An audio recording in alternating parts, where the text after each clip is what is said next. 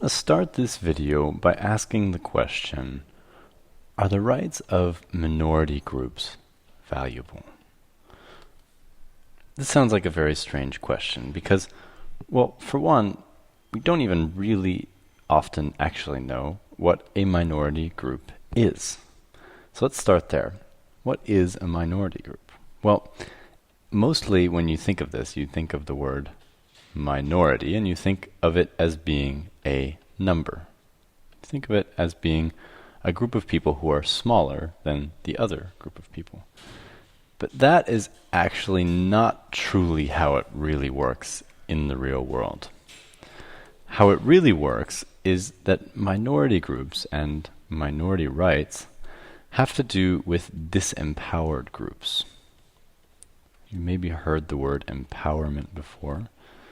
And in this case, disempowered means that there are groups that have had traditionally less power than other groups. So disempowered groups. These disempowered groups, they really range across the spectrum of society. So you can think of disempowered groups as anything from something like age, so old people, young people. You can think of things like gender, so men and women. You can think of things like sexual orientation.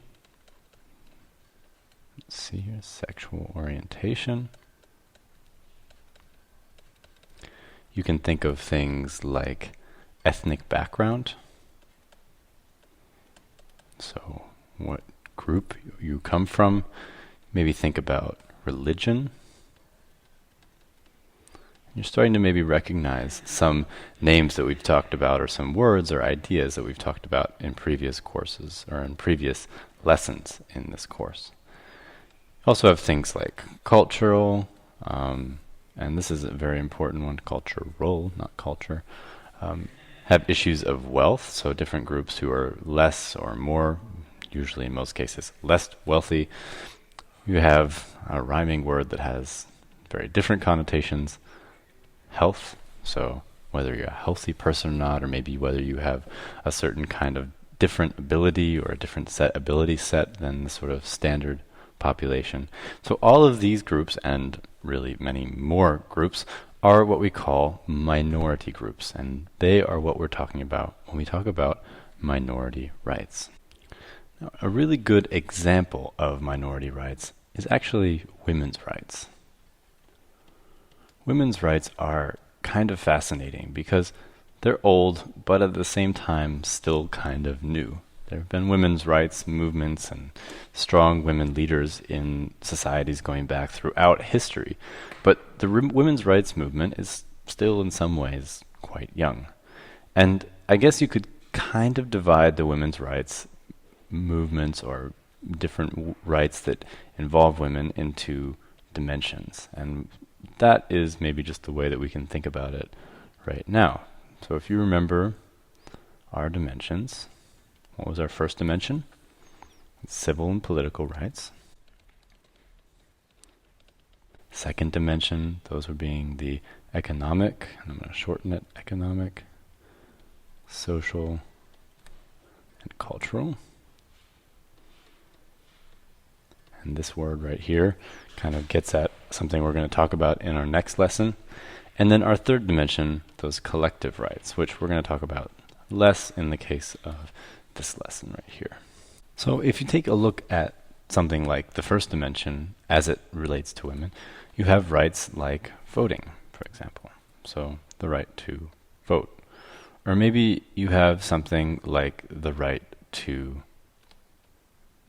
well, not the right to safety, but safety is a very important aspect of maybe your civil and political rights. In your economic rights and your social and your cultural rights, you might have things relating to your wages. Many of these have to do with the workplace, right here. And then under your collective rights, obviously this has to do with environment, with society, with things like that, and we're not going to go into detail right there, but that is maybe one way of thinking about those rights as well. We're going to talk, though, in detail about this right here, this sort of conversation around the rights of women relating to their safety.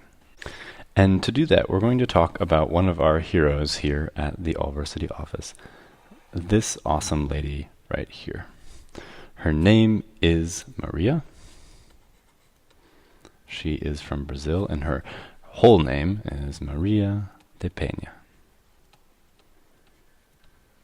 And Maria is a very fascinating case of a person who's taken her human rights very seriously, and she's taken them places that have actually helped a lot of other people. Maria was in a marriage. She was a successful woman working as a pharmacist, a biopharmacist, and her husband was beating her. So she was the victim of something we call domestic abuse. Domestic abuse is when one partner in a relationship abuses the other. So it can be between a man and a woman, it can be a woman beating a man beating a woman, women beating women, or men beating women. That is all domestic abuse. And it is also parents beating children, or children abusing parents as well. So it's violence within family units. Well, Maria's case was very extreme. Her husband tried to kill her at least twice. And the second time, he tried to shoot her. And he did actually succeed in shooting her. And that bullet landed in her spine and put her in this wheelchair here, which is why she's sitting in a wheelchair in this picture. And her friends and people around her who cared about her were saying, you need to take this to the authorities. And she tried. She took it to the court. And the courts were letting him off, because the thing was that courts are based on laws. And if you don't have any laws about something, well, it's kind of hard to convict someone of a crime that they've committed if there's just no law about it. And so, after years and years and years of fighting, he ended up serving, I think, 2 years. 20 years after the whole thing happened, he served 2 years for the act of violence that he committed. But because it was domestic abuse, and because there wasn't a whole lot of legal precedents or legal boundaries based on his actions, he really kind of got off quite easy. And her friends and her support system said, well, this is not good. And she said this herself. She said, this is not a good situation. We need to fight for rights in our community. And so she took the case to a regional organization, the Inter-American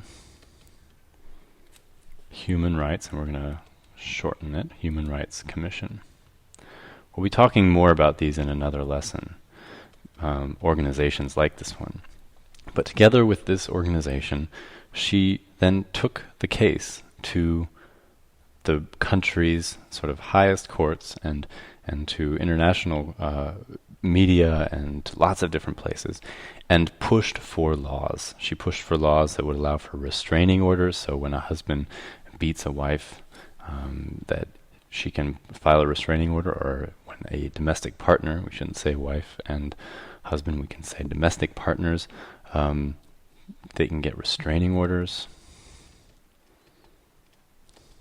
She pushed for things like individuals being able to go to courts, so they actually created special courts dedicated to domestic violence, which is really important because there are so many cases of domestic violence around the world. And most importantly, I think this is fascinating that there wasn't actually even there wasn't even language about this. They actually worked to define domestic violence in the first place. So, define domestic violence and create the entire concept for the legal community. So all of this might seem, the question is like, how is this related to human rights? Well, we mentioned it in the last slide. Domestic abuse is deeply integrated with your safety. And that safety is being violated by that person who is abusing you or your friend or whoever might be involved. And that safety is a first dimension right.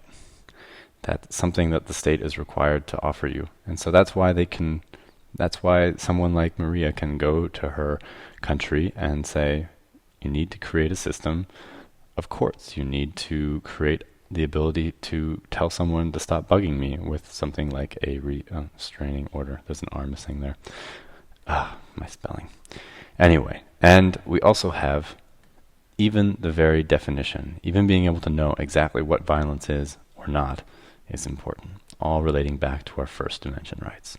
So Maria's a big hero, and in 2006, there actually was a law that was created in her name. Now, when people have problems in their homes and when they have cases of domestic abuse, they can take it to a court and they can be heard and they can fight for their right to be safe and happy and live a better life. So it's a great example of someone doing something about human rights in their community, and we should all be thinking about people like Maria when we're thinking about positive movement, good things in human rights. So you've got an example there of minority rights, in this case for women. There's lots of other stories about minority rights on the AllVersity website and buried inside of the course, so go dig around at allversity.org.